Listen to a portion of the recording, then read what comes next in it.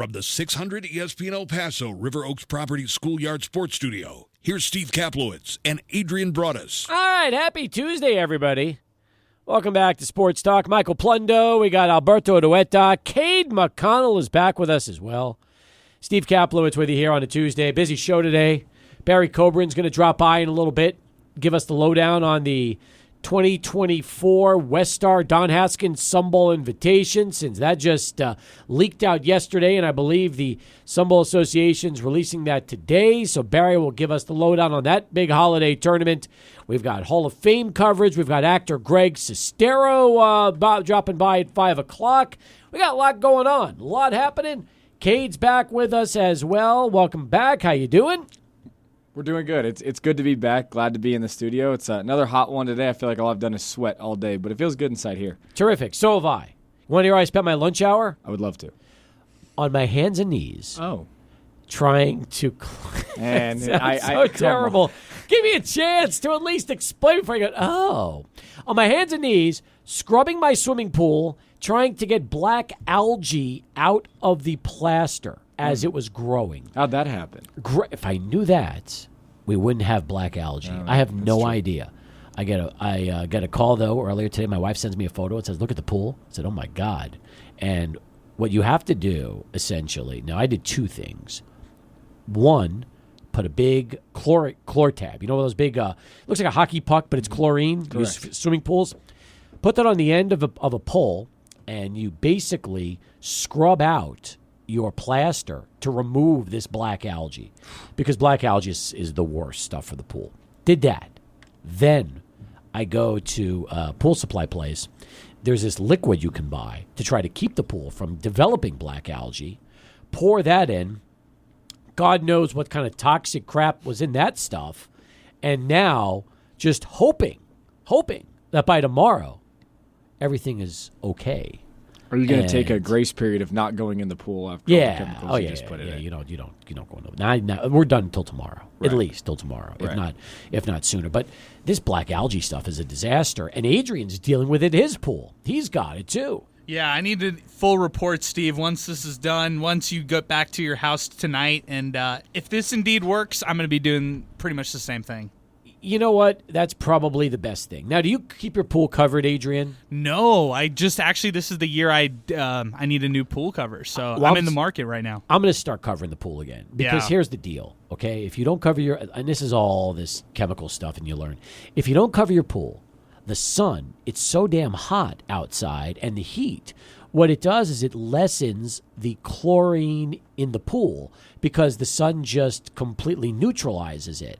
So when you have those heat covers, even though the water gets hotter and hotter, because some of those are like solar covers, the whole point is it's blocking the sun from directly hitting the pool, which then will allow the chlorine levels to be a little higher, especially if you have a what do you call this? Like we've got, it's a salt generator, where it takes the salt splits the atoms, because it's sodium chloride, and the chloride becomes chlorine. So that's the whole idea, is you're taking salt. Listen, it's such a pain in the ass. You have no idea. And that's one of the reasons why, if I wasn't in this business, my father-in-law was in the pool business for 25 years, and he did very well for himself, because owning a pool and operating a pool is not easy. It is a regular job in itself. So went home for the afternoon and was out there trying to get this stuff done. And as I'm finishing, and I'm just a mess. I mean, go take a shower and all that. My wife says to me, hey, maybe we should just, call and hire somebody. And I'm like, couldn't you have told me this 45 minutes to an hour ago before I'm out there in the pool trying to do it myself? Seriously? Like, do you guys use the pool a lot? Like, do you? We do. Not a lot, but we do. Yeah, like this time of year, we're in it a couple times a week. Okay, that's the follow-up right there, Steve, because I need to jump in here. My wife always asks me, is it worth it? Is this worth it? Do you have the justification that it is worth it? 1,000% yes. Okay, that's all I need to know. 1,000% yes. Okay. This has saved us from joining a country club. Okay. You know how much that costs. And the truth is that as long as you give your pool some TLC, it'll be fine. That's the key. But if you don't, and you disregard your pool, and you don't take the chemical checks and all that kind of stuff, and you just let it go away, then it's a nightmare. Right. It could be an absolute nightmare. It's safe to say that the cover is going to be worth it so that you don't end up having to deal with black algae again, hopefully. We have a cover. Why it's not on there, I don't even know. But we have a cover. Oh, no. So the cover just needs to be put back on there. Correct. Yeah. And then, Adrian, do you use your pool enough to make it all worth it? That's the great question, because I could count on one hand this year of how many times I've been inside the pool, and it hasn't been an issue necessarily, all about the water necessarily. It's mostly about the time and just timing and stuff like that. Like I need to carve out some time to do this kind of stuff. My wife has got in it twice this whole year so far, so it hasn't been used on her side. However, I like to justify it in my head. I'm like, all right, at least I got to get in once a week. I got to get in, at least twice or 3 times a week to justify it to me, like why we're doing this, why we have this pool. That's how I have to justify it in my head. You have a nice pool. You have a nice pool. Well, yeah, there's a lot goes into it. Trust me. Thank you. But yes, it's not whose pool's bigger contest. Well, him. Steve has the nicer pool. My pool is older, and I'm doing a lot of TLC to try to keep it going. Listen, again, and Alberto, you just keep like shaking your head. Have you been dealing with pools over the years too? No, but I've heard all these things like that. There's a lot of maintenance. You got to invest time and effort into them. They're not just like, I want to get in the pool. No, it's a lot of hard work. It seems like a very fatherly attribute. It is. You get a house, you get a pool, and it becomes another child, Listen, first off, to build a pool these days is expensive. It's going to cost you probably $80,000 to $100,000 just to build a pool. So if you inherit a pool with the house you buy, meaning you either get into a second house or the house you're looking to buy has a pool, that's the way to go. But all I'm telling you is, it's not easy. It is not easy at all because things just happen. And then all of a sudden, next thing you know, you're doing upkeep and doing that. And my whole deal is that, if I don't do it now, then what? Do it at 7 o'clock tonight when I get home and run the pump all night just to try to handle things after we put the chemicals in. So I'm like, you know what? It's 12:30. I'm going home. I'll have lunch. I'm going to go work on the pool, get it done, and go from there. And hope that everything is good to go. But it's just not easy. You were determined today, though. That's good. Today was a mission. That's good. Yeah. And by the way, if you ever want to see what black algae looks like, I'm going to show you right now. I'll give you a picture. This is essentially what your whole floor of your pool is like. Oh. Yeah. And it's like that everywhere. No. So it's just like these little flakes everywhere, and it keeps growing more and more and more if you don't treat it. So that's the key. You got to get rid of it. If you were to let it keep going, would it just continue to get darker and darker and darker? I want to look up a photo of how algae is a plant. So it'll just keep spreading, especially if there's not a high enough chlorine level to kill it in the pool. So that's the idea. That's what it's all about. So we're gonna shock that pool and make sure that the chlorine is high enough where we're good to go, and covering it will hopefully do that job. So that was my morning. We got the Panthers winning the Stanley Cup. Congratulations to Florida. Nice try, Edmonton, winning 3 in a row, nearly doing it. We got lots of baseball. Chihuahua's back on the road tonight.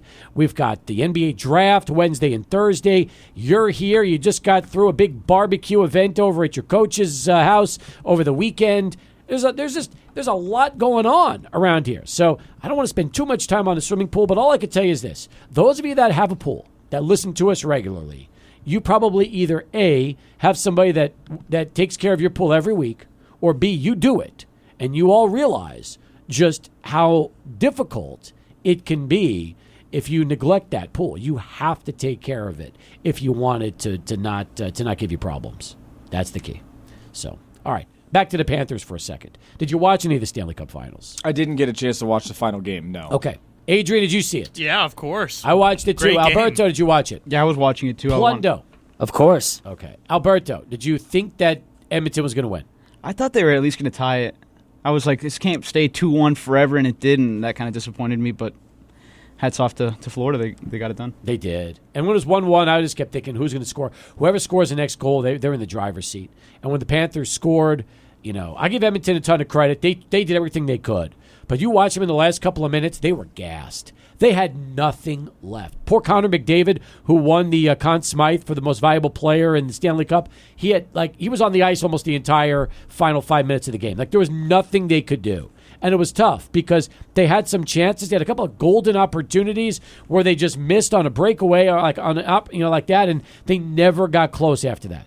Did we think that Edmonton had any hope when they were down 3-0? Because I remember being in on the show multiple times where, it seemed like the consensus was that now this series is going to be put away real quick and there's not going to be much to it. And obviously, that wasn't the case. None of us thought Edmonton had a chance. In fact, Corey Heon, who joined us on the show to talk hockey, he was, we were all talking about this, hockey players are superstitious.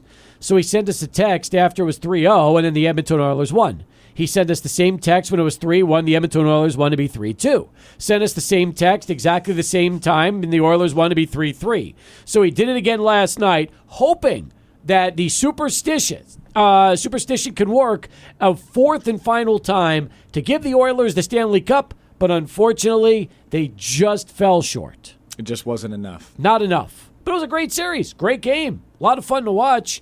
And unlike the NBA Finals, this thing lived up to the hype because, give the Oilers credit, it's not easy coming back from 3-0. But you imagine how deflating it is to know there's one of two things that happen. Either A, it's the biggest collapse since 1942 when the Maple Leafs were the last team to do this and win. And you would never hear the end of it in South Florida because the Panthers would have blown a 3-0 lead, and that would be demoralizing. Or it's like, God, Oilers, you're so close. You're so close. But you come up short after you came all the way back to tie it at 3, which is demoralizing to a team. Nobody cares about effort in the Stanley Cup Finals. Like losing in Game 7, if you come back from a 3-0 deficit, nobody cares. It's like you either win or it's a failure. And that's what's so difficult in sports. When you come back from 0-3, you force a Game 7, you lose, and then you realize we failed. Exactly. I mean, we could sit here all day and say how great it was to come back from 3-0 and tie it back up and bring it to a Game 7. But the truth is that without the win in the finals, no one's going to talk about that after a week. That's right. Yeah, That is I mean, absolutely right. I really got to give, credit to Edmonton. I mean, being down 3-0 and then just coming back and pushing it all the way to a Game 7 against a well-constructed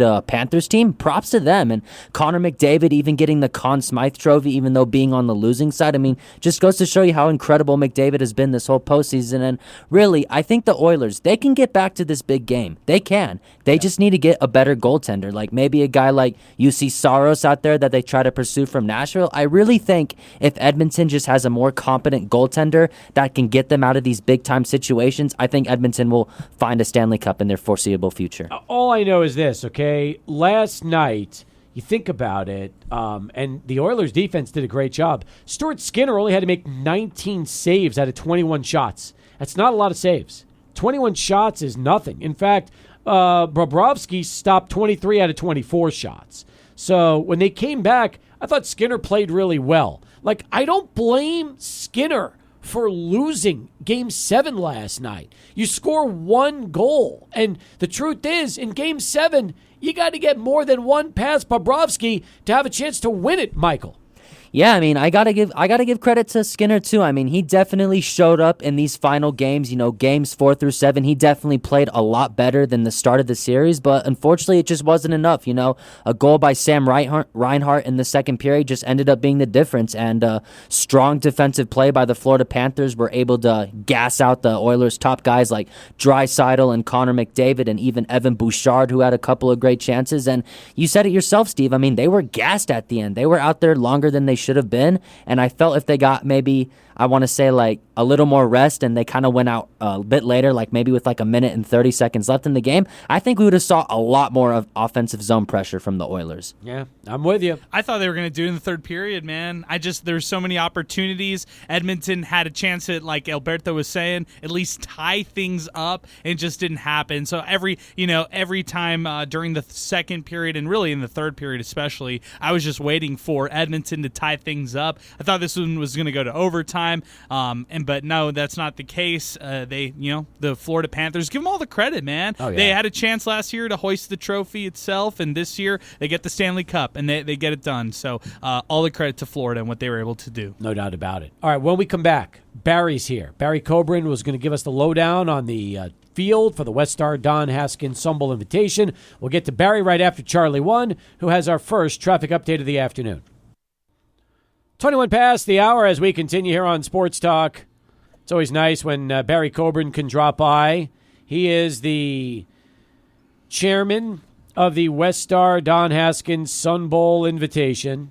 In fact, I'm looking at the official release that shows the teams that will be playing this year on December 20th and 21st. And it's going to be a good one. Barry, welcome back to the show. Good to see you. And I'll tell you what, for basketball fans, once again, getting a very competitive field, that's the goal every year. And knowing that 2 of the 4 teams that are going to be here were in the NCAA tournament. 1 even went on to the second round. I feel like that's mission accomplished again for you and the committee. That's always our goal. And 2 of them made the NCAA tournament, and a third one was only a few minutes short of making the NCAA tournament. That's right. We almost had 3 coming from the – but that's kind of our goal every year. We want to bring in the strongest field we can for UTEP and for El Paso to see. And when that NCAA tournament field is announced, that kind of is our board that we're checking off and seeing how many we can get.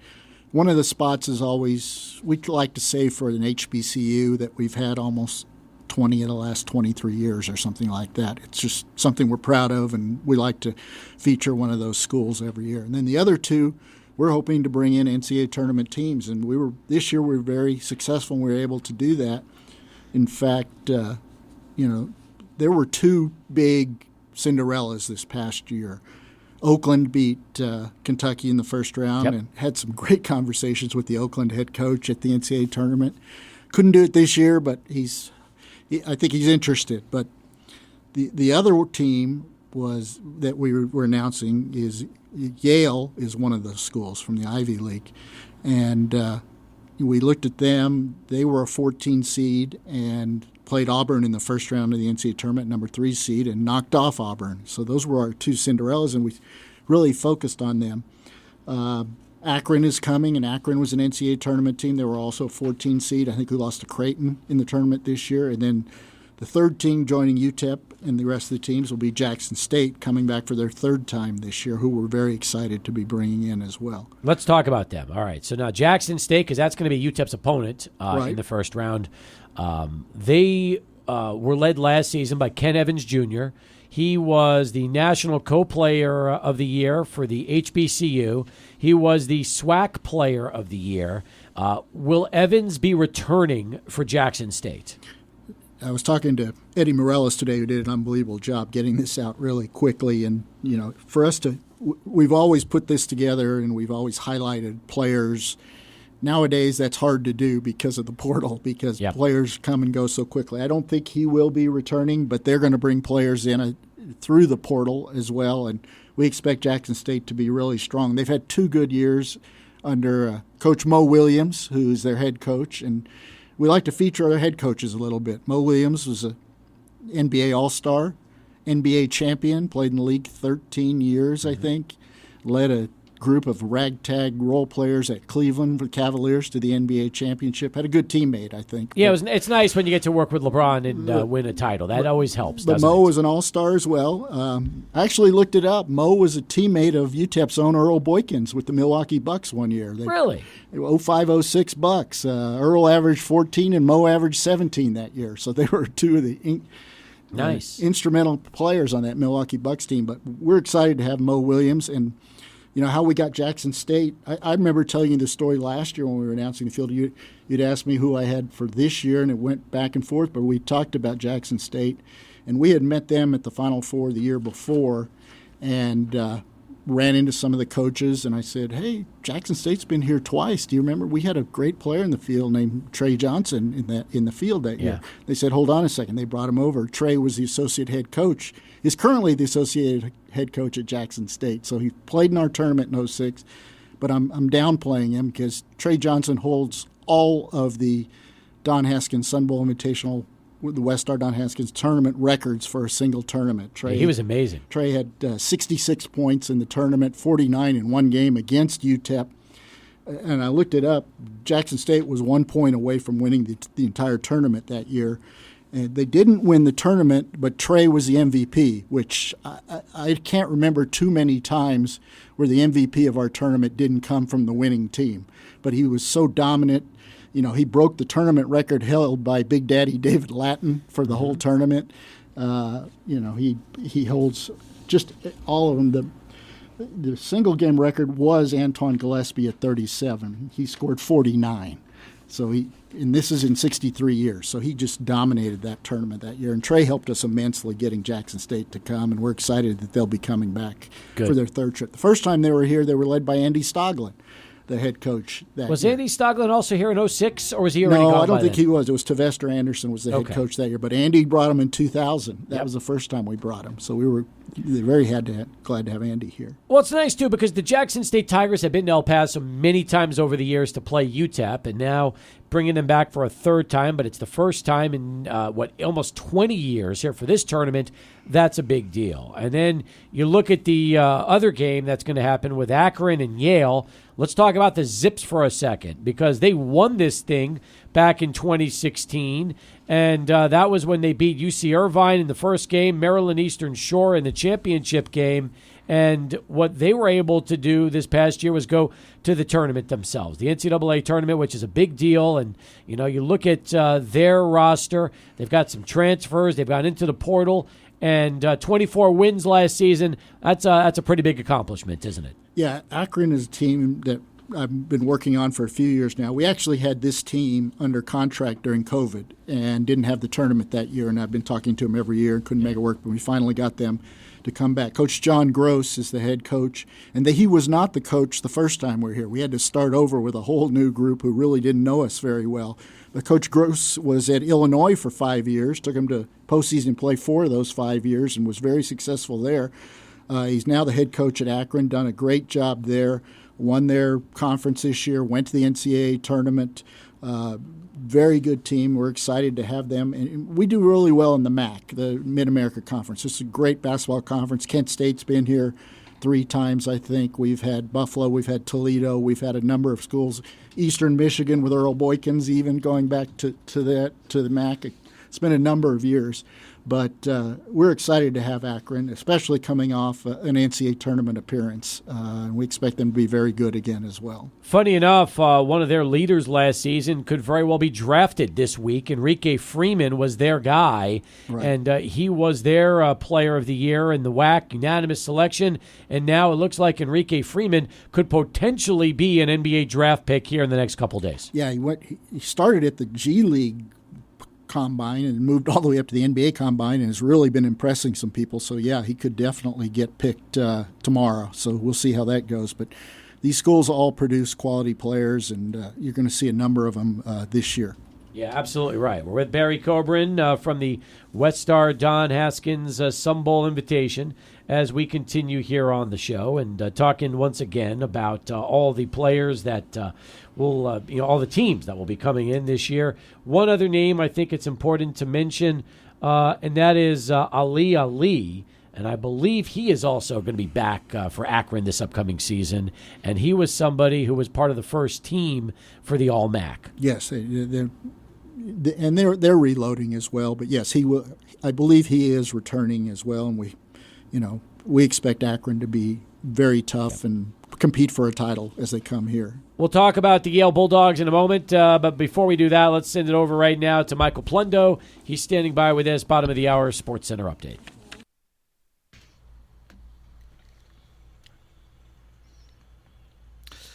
Adrian brought us over here. Steve, I'm going to take this one here as we continue on 600 ESPN El Paso. Let's go over to all the live scores going on right now in the world of baseball. Actually getting underway here in less than 5 minutes. Guardians-Orioles. This one, 4:35 first pitch out in Baltimore, about to get underway. Also, less than 10 minutes away from first pitch between the Phillies and the Tigers. That's at 4:40. A 4:50 first pitch between the Mariners and the Rays. That's coming up here at this hour as well. And then the televised game of the night. TBS will have it. The Battle of New York, Yankees-Mets, 5:10 first pitch coming up here at the top of next hour. Also later tonight, 7:40 start, ESPN Plus will have it. Nationals taking on the Padres. This one in San Diego coming up later tonight. Going over to the Copa America from earlier today. Actually, this one about to get underway. Peru versus Canada. This one on FS1. This one actually at the 28th minute mark. No score in this contest so far.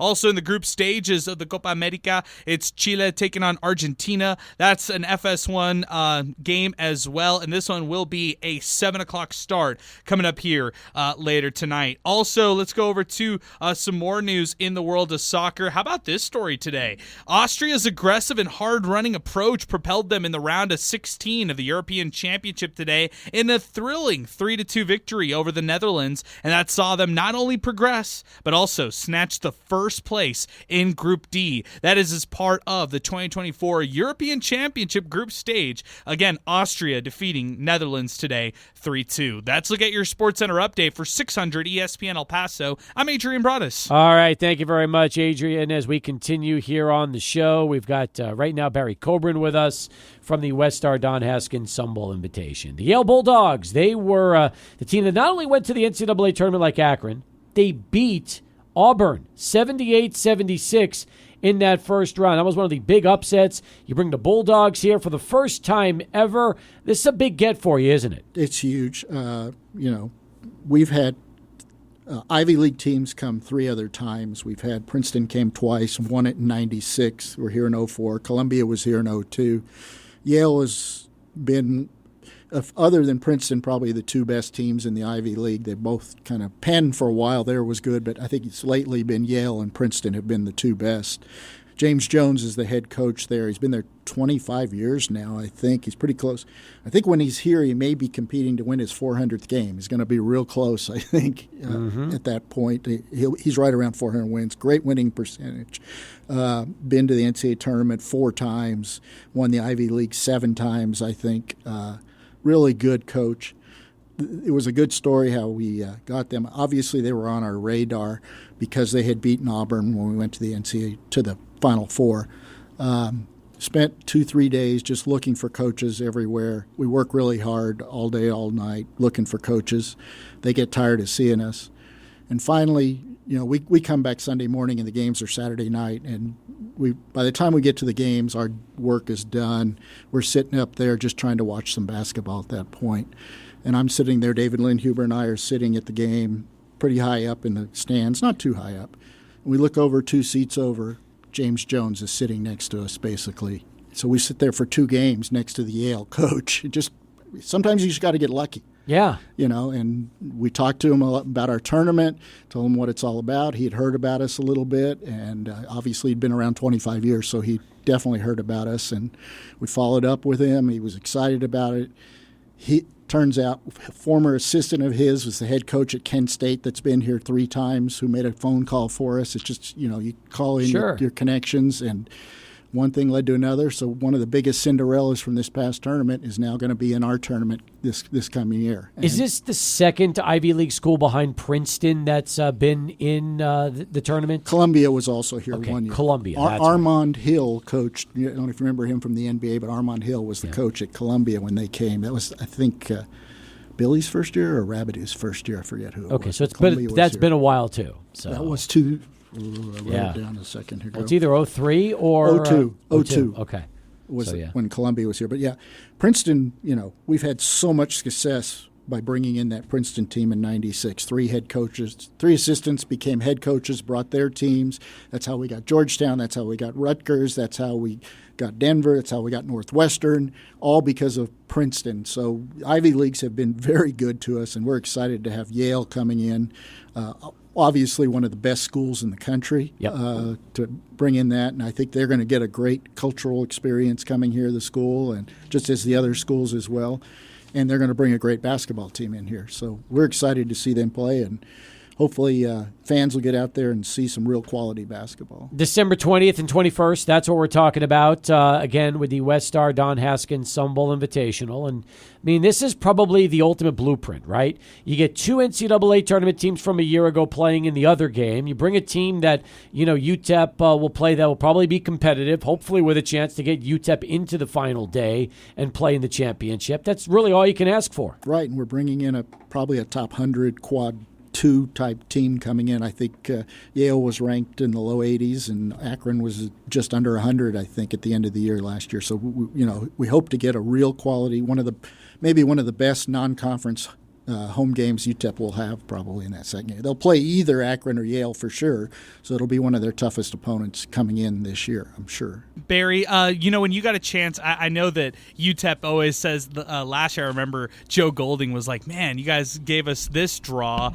as far as quality of teams. This time around, having this heightened quality of teams, has UTEP got a chance to see this? What's their reaction or response to this? We don't do this without letting a UTEP know who's they're involved in it. And they know who we're talking to and who's going to be in it, and they know it's a strong field. And they're getting a chance to have a team that they normally would have to pay a lot of money to play in the first round that comes in to play them. We're bringing in that, and then they get a chance to have a really quality opponent on their home court that they don't have to return the game to either, which normally these would be home and homes, or they'd pay a lot of money to get that team. They probably wouldn't come. None of these teams would come on a guarantee. So we're providing them two types of games that are very difficult to get on their schedule, in the non-conference schedule.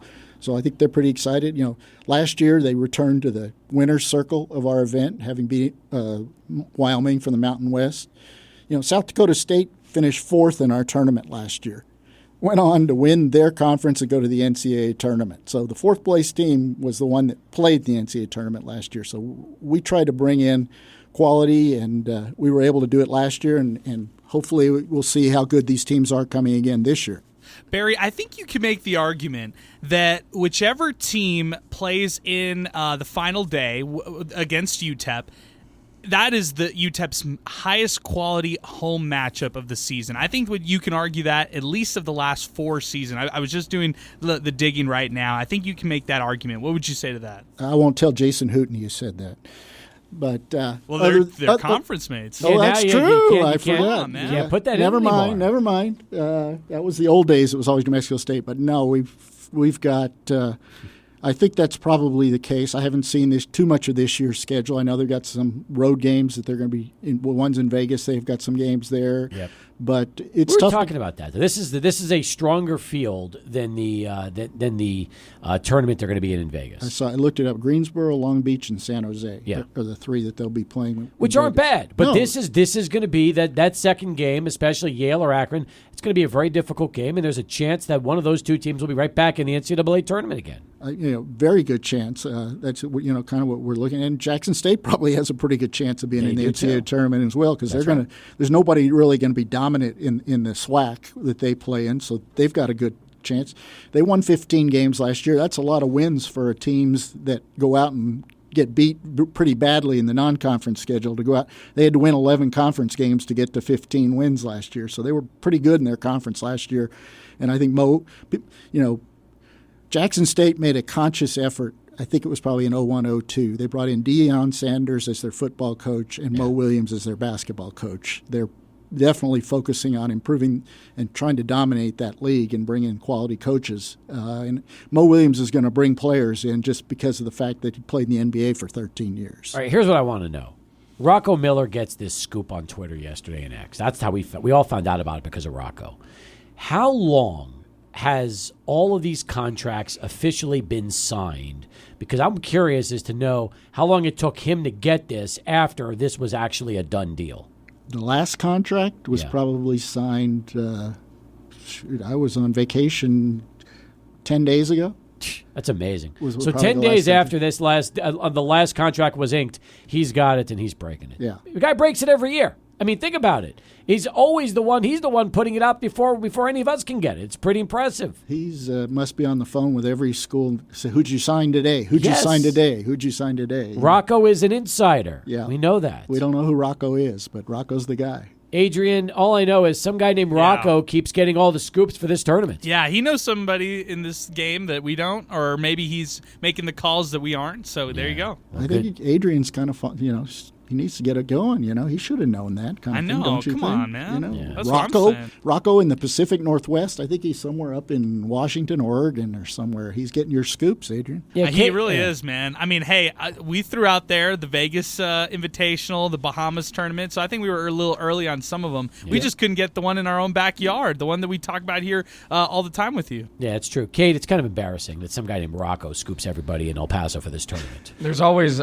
some mole somewhere that has information earlier, and I don't even get it. You guys got to teach me how that even works. We don't know. If we knew, we would have had this a few days earlier. That's also a fair point. So, Rocco's my brother-in-law. There you go. That would be the ultimate. If you had Rocco in the family, that would be good.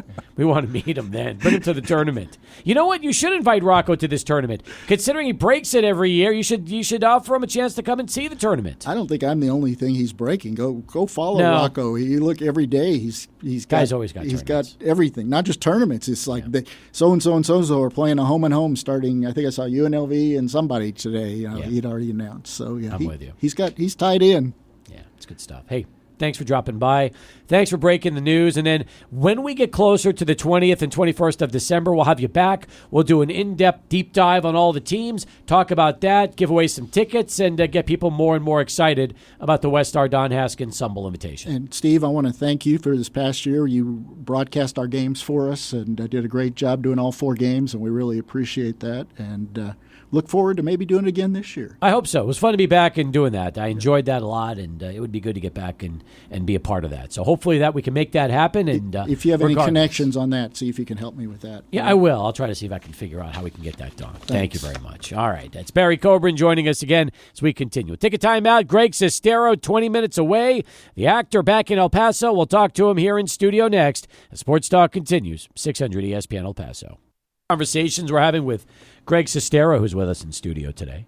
Esteban says if you go to Marfa, you have to go to Terlingua.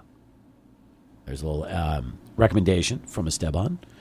Oscar at Oscar Jr. 915 found out recently that New Mexico has light pollution laws, and that brings out the amazing night views. There's a couple of interesting things we're learning from our listeners. Appreciate that. Well, Greg's got a film that will be completed in the next 12 months or so, and he's in town scouting. He's talking about that. It involves UFOs. I think it's going to be fantastic. And Forbidden Sky, the name of the movie. And this is going to be a good one, folks, as we talk to Greg and find out a little NFL. Now, here we are. We have the offseason. We've got a lot going on. Kansas City's in the middle of a dynasty. Bill Belichick is out of a job dating a 24-year-old. There's a lot happening right now in the National Football League, isn't there? Yeah, so I heard the reason Bill Belichick didn't get a job is because his style of coaching now isn't what people are looking for. They thought he was too regimented, too cold. And I think someone was mentioning that's where you're seeing him out now, doing more interviews, showing a sense of humor. Because I think people don't want to play for that type of coach that they saw in New England, which makes sense. You know what I feel, though? I feel like Bill Belichick's public football... Okay, how can I put this? When he's a head coach, the personality he gives you as a head coach is not necessarily what you see behind closed doors, but he's always kind of given you that same personality. And now, all of a sudden, you're realizing there's more to Bill Belichick than 2-word answers at press conferences every Sunday and Monday, that the guy actually does have a personality. Now, as far as the 24-year-old goes, it's not going to hurt his street cred, but I will say this. If he was coaching the Patriots now, and this story came out that he's dating a 24-year-old, there's a scandal there. And now, all it is it's a punchline to a Tom Brady roast joke. Yeah, I think you got to stay in the news somehow, and so he's not coaching, and this is his way to stay in the news. All right, well, he's going to be part of the broadcast team. He's joining Pat McAfee, and I'm interested to see how that whole conversation goes and how his broadcasting career, at least for the time being, how that goes. Meanwhile, you've watched a lot of the offseason, the NFL draft, and everything has been put together. Are you still, at this point, putting the same teams near the top of your list as far as the 2024 NFL season? You know who really impressed me last year was Detroit. I feel like they honestly should have gone to the Super Bowl. Obviously, as much as I love the Niners, Detroit had that game, and they had been playing really well. So I think you're looking at San Francisco, I think, is going to still be there. And, can't count Kansas City out. And I think it's going to be a hell of a year. I really do. And I think Detroit made a lot of great strides, and I think they'll be there. I don't know. What do you think about the Packers? Were another one that really jumped ahead in a way I did not expect. They maximized, and I think the one thing about the Packers was the growth of Jordan Love. We saw him become a legitimate leader, not just somebody that's a project. He became a quarterback that got better as the season went along. They were better in that time period. Aaron Jones carved up the Cowboys again in the playoffs, which also brings us back to Dallas. Do you feel like the Cowboys lost so much this offseason in terms of departures, not really replacing it with the kind of players they need? Will they struggle this season in the NFC East against Philadelphia? And are the Eagles still going to be your team to beat in the NFC East? Yeah, I think the Eagles will still be there. The Cowboys are a funny team because when you expect a lot from them, they don't give it to you. They let you down, and we don't expect anything from them. They might surprise us. Yeah, it's a good way to look at it. You have anything on that one, Kate? I think the Eagles are definitely going to be the team in the NFC to beat. I still think that the Cowboys are always going to be held to the highest expectation and underperform, especially this year. I think we're going to continue to repeat history that way. But I think that this year for the NFL, the theme for me has been just a lot of question marks. There was a lot of movement around the league. The emergence of Jordan Love was something to really see going into last year's postseason, but the thing that stuck out to me the most is that they were able to do it with such a young team and young skill players around them, which reminds you a lot of, you head down south a little bit with the Texans. They have a very, very young team, and then they add a veteran like Stephon Diggs, and you wonder with these two teams that were able to prevail and do so well and move into the playoffs with young squads, you add some veteran players, you add Stephon Diggs, what are these teams going to do kind of moving into their sophomore year, so to speak, as a group, going into it, with a year of playoffs under their belt. I like the Texans. I like where they came along last season. And you're right, they got better this offseason.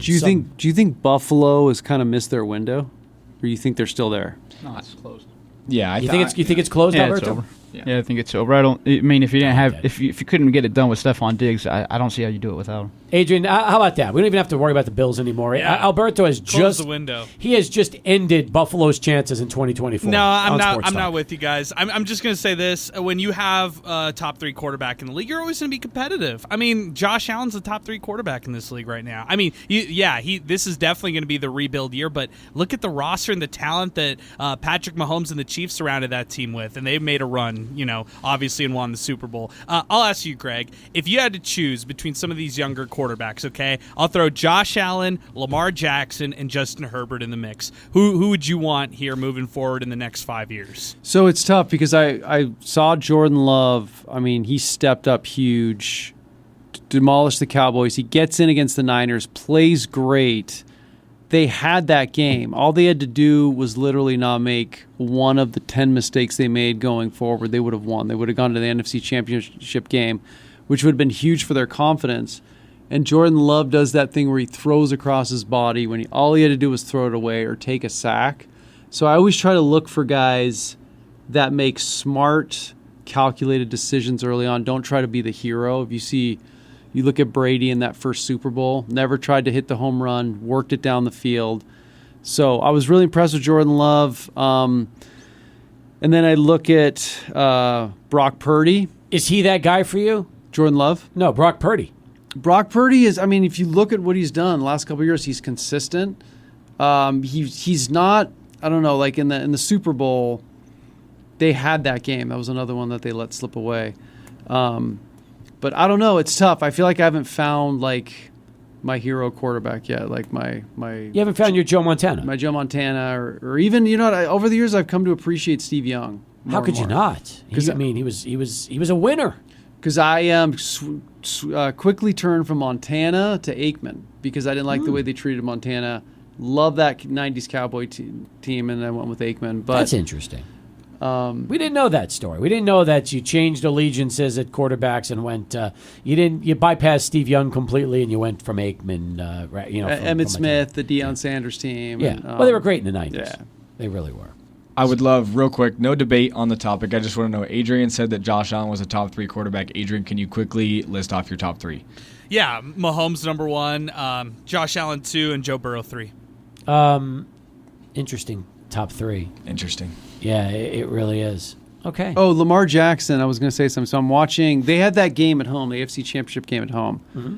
And he makes those throws. I feel like one of the biggest things having in your top 3 quarterbacks, you got to trust them.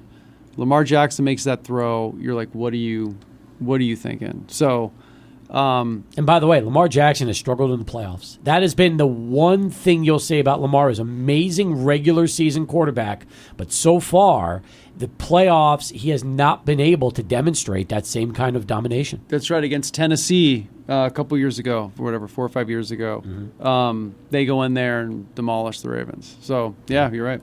All right. Bottom of the hour as we continue here on Sports Talk. Who's handling the Sports Center this time around? You? All right. Adrian's back. He'll have it, and then we'll come back and we'll wrap things up with Greg. Talk a little more football right here. 600 ESPN El Paso.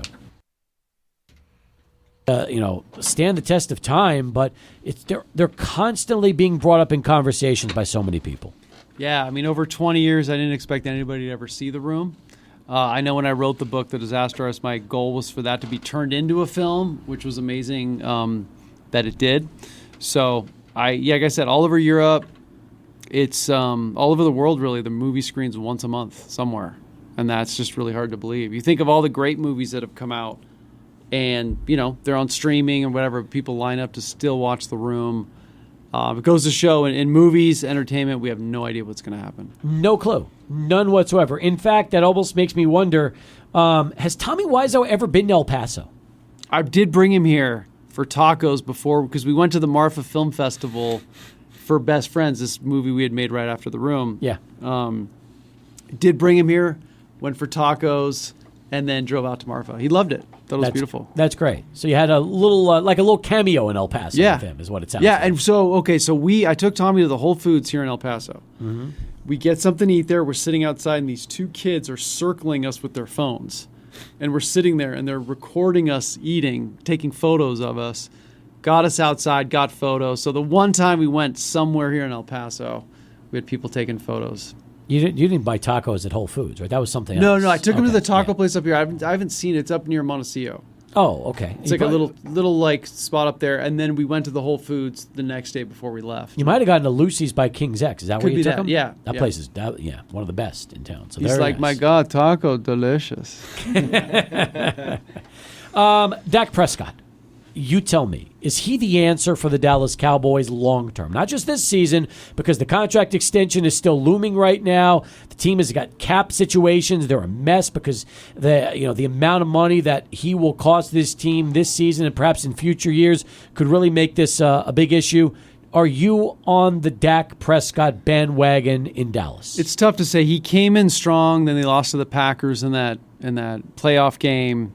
And, he'll keep you competitive, but, you can only go with what you've seen. I don't think he'll get you to a Super Bowl. Obviously, could be wrong, but to this point, I think he'll keep you competitive. If that's what you want to make the playoffs and at least have a game or two. But what do you think about the Cowboys totally starting over, bringing in Bill Belichick, going with a whole new setup, draft young, and really try to reboot? Well, let me say this. If they don't win this year and they have a disappointing season, that will be the end of Mike McCarthy, because I think he has 1 year left on his contract anyway. He'll just coach it out. And then I could absolutely see Bill Belichick getting back into coaching with the Cowboys. Because it almost seems like the Cowboy way to go, right? Yeah, because I think, they have everything. They have the star, they have the fan base, the interest, the stadium. Bring in a great coach, start over, get a new system. Yeah, the thing is, I don't think that Bill Belichick's personality would clash with Jerry Jones. Sure. McCarthy's leaving because he's clashing with Jerry Jones, being undermined by him. I don't think that would work. I don't think that Bill Belichick would put up with half the stuff Jerry Jones does, and he'd want more control, and I don't think Jerry Jones would give it up. Okay, I disagree with you completely. Let me tell you why, okay? Years ago, I think Belichick and Bill Parcells are very similar. And years ago, Parcells coached the Cowboys, and Jerry Jones let him coach the Cowboys the way he wanted to coach. And I feel like there are certain coaches in the game that Jerry Jones respects to the point where he will not interfere if he knows that that's going to lessen their impact as a head coach. And I think Belichick's on that short list for him. So if McCarthy doesn't get it done, I could see Belichick getting into that situation, and maybe Jerry then takes a back seat the way he did with Parcells and lets him run the show. And remember, they brought in Drew Bledsoe. That's right. They did. From the Patriots. That's very true. Although this time around, it wouldn't, if it would be a veteran. Matter of fact, it might be a former 49er that takes over the reins of the team. Could be, yeah. Because that's the thing with Belichick, he's not relying on one player to change the game. He's got a team. He focuses on defense. That's what the Cowboys need. I feel like consistency, a game plan. I think with them, they're good during the year, and then they get into the playoffs and this gets scorched every time. I think they need just a stronger discipline. I don't disagree with that. In fact, my question then is, do you believe as a 49er fan Trey Lance could be the answer in Dallas? I think give him a shot. It's tough to say. He was kind of weak with the Niners, but it was a quick chance. So I think see what he can do, let him play some games. Maybe the Jordan Love factor with Trey Lance in Dallas. Who knows? I mean, people were ready to just dump Jordan Love because they kind of felt like what they had seen in brief instances wasn't good enough, and then all of a sudden he came right out and developed overnight in that 2023 season. And that could be Trey Lance as well. So yep. All right. So you've given us a little taste here on Sports Talk. Who is your sleeper team in 2024? Give me one team that's not necessarily on the list of the teams that everybody's calling, but you think has a chance to surprise some people here this upcoming season. I'm not going to say the Jets. Why not? I don't know. I just think there's a lot of energy. Although it could be a total flip. Last year they thought they were going to be competitive. Well, he played 4 plays. Yeah, let's be honest. Yeah. Aaron Rodgers played 4 plays. That's what I mean. So this year they could come back really focused. Okay, make that's a change. fair. So we won't go to Jets. Who else you want to go with? Trying to think. You got any? I think one for me that I'm curious to see how they do is the Jaguars. I think that Trevor Lawrence getting a big contract, and there's a lot of question mark pieces on that team. I think that there's opportunity for them to do a lot better than people are expecting. I know they were a strong team last year and fell short. Yeah. I think they're one of the teams that could really prevail, maybe more than we're thinking right now. All right, I'll take the Jags. That's fine. I'm going to go with the Chargers. Good pick, great. Especially because of their head coach, and I'm very interested now to see what Harbaugh can do with that offense. And ultimately, a guy like Herbert, who we all know has been pegged to be one of the best quarterbacks in the game for a number of years, just has not had the opportunity to put it together yet. Yeah. Maybe this will be the year. Maybe he's the guy that can get it done like he did in San Francisco. Yeah, I think you look at like when a team brings in a great new coach or gets a great quarterback like Stafford, it's going to give him a boost this year.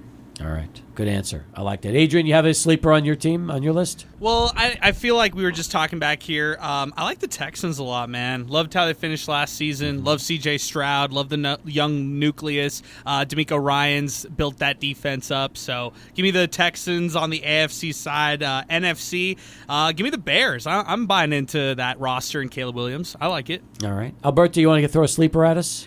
Yeah, I mean, look, I was going to say Chargers that got taken, and I was going to say Texans that also got taken. So, I mean, you can jump on. You can pick the same team. Yeah, I mean, I also really like the Chargers. I think that we can't go Texans as a sleeper pick. That's what I also think too. The iron. They had a good with season them. last year, so it's like they're not coming off like a bad year. So yeah, I know what you mean. They're coming in hot and coming in great. So yeah, I think the Chargers are the ones that can have that biggest turnaround because they were horrible.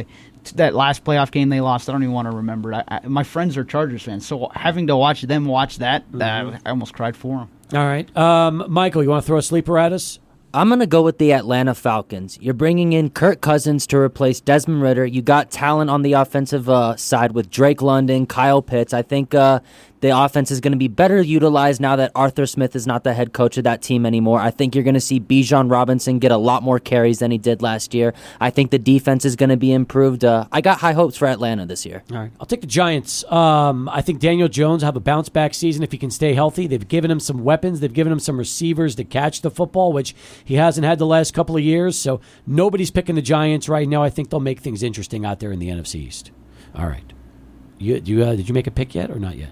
No, my sleeper team was the Jaguars. Okay, that's right. But I do really appreciate both the men next to me picking my Chargers as their sleeper pick. I'm glad you guys have more hope than I do. There you go. That's terrific. Greg, it is great to see you. Thanks for Always. being great with your time, coming and joining us here on the show. Have a pleasure. good trip, and we'll maybe get a chance to talk to you again next month when you're back in town. Yep, you got it. Thank you. You got it. He's Greg Sestero, folks, and he's joining us here on Sports Talk. We got plenty more, including El Paso Athletic Hall of Fame. We're going to meet Patsy next as Sports Talk continues. 600 ESPN El Paso. The president of the El Paso Athletic Hall of Fame, Ruben Ramirez.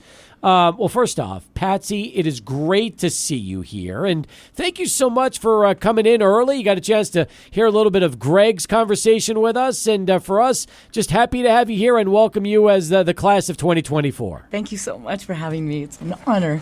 Has this week just been crazy for you? A little over the top. Just, so many, they also yesterday decided to name my high school track after my high school coach.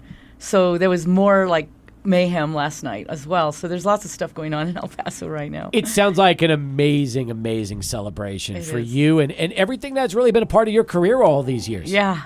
And I mean, I'm a little humiliated that I don't run anymore. I walk. I'm a walker now, but another inductee has inspired me to start running again. So I've started.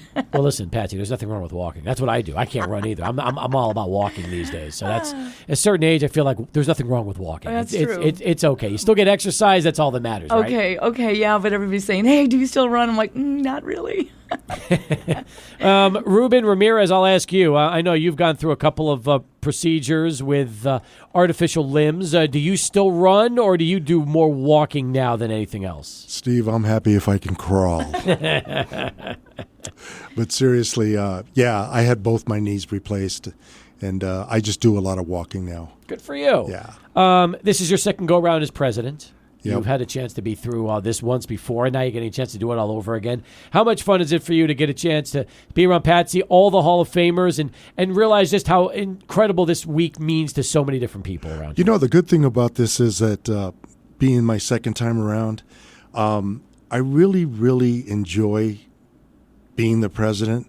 You get to meet these inductees, and you really get to know them because, we're at all the events. Saturday we were at the baseball game. Last week we were at city council. This week we were at county commissioners.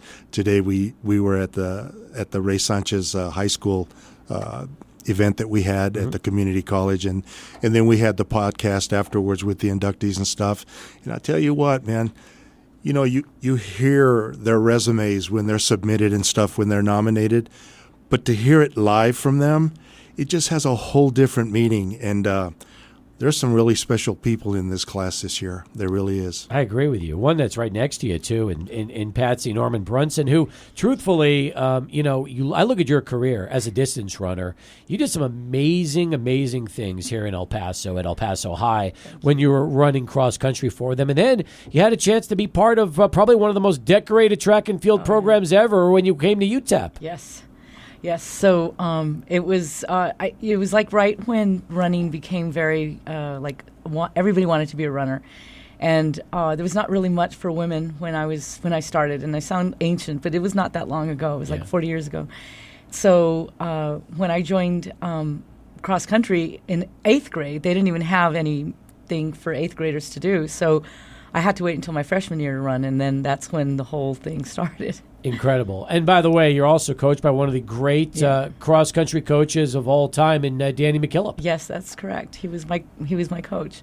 We all ran together, the boys and the girls, and it was a blast. Man, oh man. And by the way, I mean, you tell me, you're winning the state championships in the state of Texas and having that kind of a decorated career as a high school athlete, then you get to go to UTEP and you become an All-American.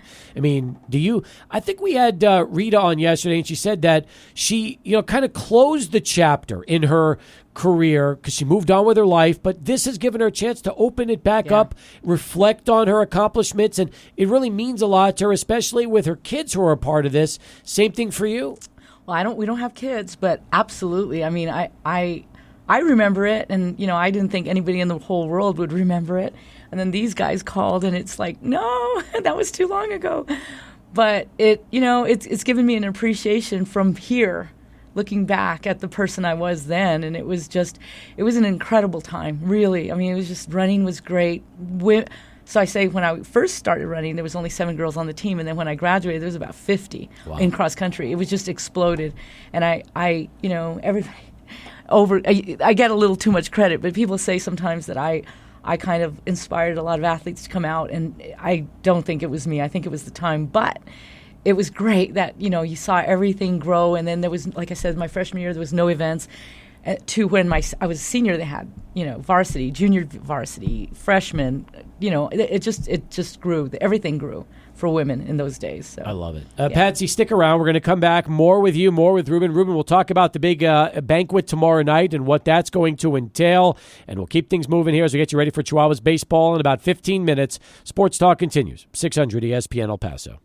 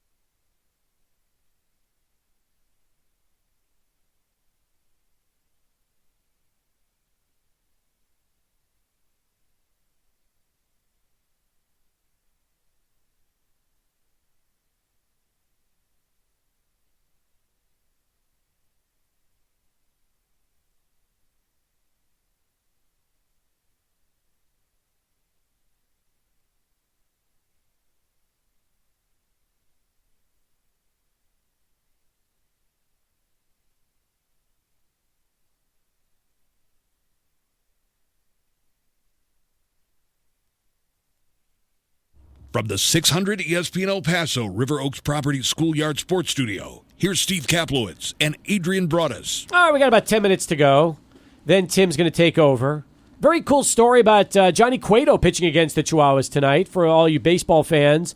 Johnny Cueto, longtime big leaguer, and he has pitched against the Chihuahuas before. He'll do it again tonight. And that, again, starts up, our coverage starts up with Tim Wright at 6:10 on the pregame show, and then first pitch at 6:15 here tonight. All right, we've got everybody here. Michael Plundo. We've got also Alberto Dueta, Cade McConnell, and our last two guests, Patsy Norman Brunson, along with Ruben Ramirez from the El Paso Athletic Hall of Fame. Now, Ruben, banquets tomorrow night. Let's talk about that for a minute for people that either are on their way or people that had been hearing about the Hall of Fame. This is going to be once again at El Paso Community College, and they've been great partners with the Hall of Fame over the years. Yeah, they have been. One of the good things about the holding the banquet at the El Paso Community College is that it's a much bigger facility. So we're able to get more people in there, and luckily the last 2 years we've been able to do that. As far as the banquet goes, I got to say this up front. If you don't have a ticket by now, you can't come in. Mm-hmm. We don't sell tickets at the door, and the doors open at 5:30 tomorrow afternoon. We'll start the festivities around 6:15. We hope to have everybody seated by around 6:15 and let them eat dinner and whatever. And then our program starts at exactly 7:05. And thanks to you once again for being our master of ceremonies. I'm just happy I'm in town because I was supposed to be on a trip back to El Paso tomorrow from Phoenix, and I was a little worried about getting here. So this makes it a little easier this time. Yeah, it kind of made me breathe a little easier when you told me that you had kind of pushed everything back. Yeah. So, I appreciate you, and we appreciate you, and it goes without saying that we really appreciate everything you do for the Hall of Fame. No, I'm excited about that. It's always one of my favorite nights of the year to see people like Patsy get inducted. And by the way, I mean, we talked about some of your accomplishments earlier. What was your reaction like when you found out you got a call and you're going to be in the Hall? I'm not worthy. I know. It was really shocking and awe-inspiring. It was amazing. A lot of time has passed, and I just didn't think anybody would remember me. Well, I mean, now you know, and just having an opportunity, not just tomorrow night, but then your plaque's going to go up at the Don Haskins Center, and you attended UTEP, and you were part of that track and field and cross country program. So seeing that, was that when really it's going to start to sink in for you? Well, it's already starting to sink in because everybody that I've known in my life in El Paso is reaching out to me in a positive way, and when they find out, they're just El Paso is a really remarkable place. It's filled with warmth and love, and I've never lost that love all these years. People just are so great. So it's a lot of hugging and a lot of well wishes. It's been amazing. Well, listen, you won state as a freshman. It's pretty amazing when you think about it, and you just had such a great career. Was there one particular moment that stands out amongst all the other moments for you as an athlete? Definitely the freshman one, because I didn't know. This sounds extremely conceited, and I don't mean it that way, but I didn't really know what it was like not to want to win. I won a lot in my freshman year, and I guess, luck / I don't know, whatever. I won a lot. And so when I ran as a freshman, I really wanted to win. And I won. And it didn't mean that it didn't hit me that it was state Texas. It just meant another race. And then when everything happened afterwards, my high school went ballistic. They named a Patsy Norman Day and all that kind of thing. And then it hit me that, wow, I guess I did something. But up until that point, it was just I loved to run. I love the fact that, you love to run, and you also won a lot, so you were competitive, but you expected to win. I mean, Cade, you tell me, as a college athlete at UTEP, you expect to win every single time you go out, don't you? You have to expect to win every time you go out, or else why would you be there? And Patsy, I can tell you that it wasn't luck that got you there. I promise you that. When you go out and you strap on the laces and you go out to run, luck doesn't get you across the finish line first. The will to win and expecting to win and the hard work and dedication and the talent is what puts you there, and you had all those. Well, thank you very much. I think that's very well put and exactly right. You already have your speech ready? You good to go? No, I What do you want me to say? I want to know, what should I say? I don't know. You have 5 minutes. You got to just knock it all out. Well, and just try I get want to everything say done. thank you, and then I want to say what it felt like, and I want to talk about what it was like running on the border, where the guys on the Mexican side would brace us. It was all amazing. It was an amazing time. Are you going to be like me? You're just going to wing it? Just going to get out there? No, I'm gonna stay up like everybody else until midnight and figure something out tonight. Burn the midnight oil and Yes. figure out how to get this done. Yes. By the way, when people hear the name Patsy Norman and now Patsy Norman Brunson, Yeah. how do you want to be remembered as far as an athlete? I think it has to, my husband's not going to like this, but I think it has to be Patsy Norman, because in my professional life, I live on the East Coast now. Nobody can say Patsy. They call me Patty. That's not my name. So I go by Patricia Brunson.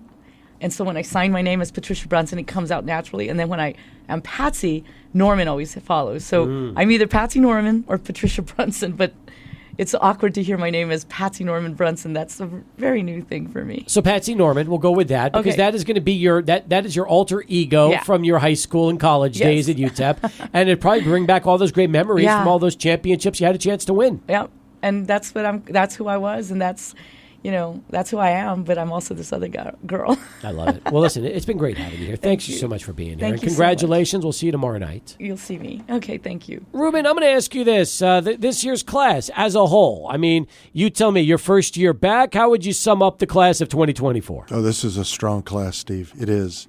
And I got to tell you one thing. This young lady sitting over here to my left, she's as humble pie can get, bro. We did the podcast a little bit earlier. If you go to El Paso Athletic Hall of Fame.com, you can see the podcast there live. I encourage you to go there and listen to what she was saying today.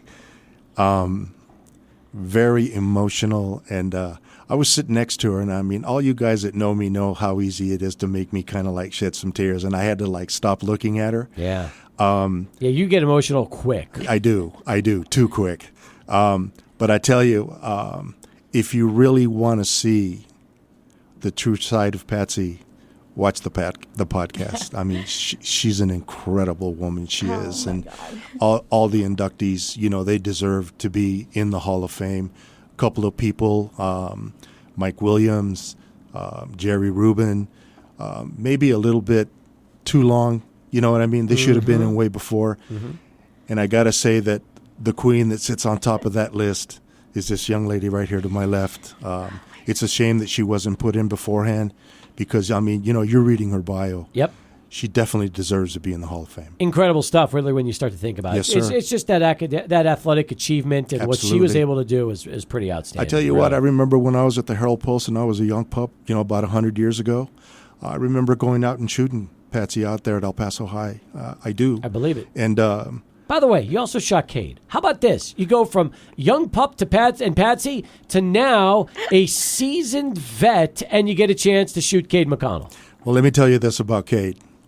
Cade knows that when he came in for his recruit visit, I was able to take his photographs when he came in. And from that minute that I saw him, I thought, you know what?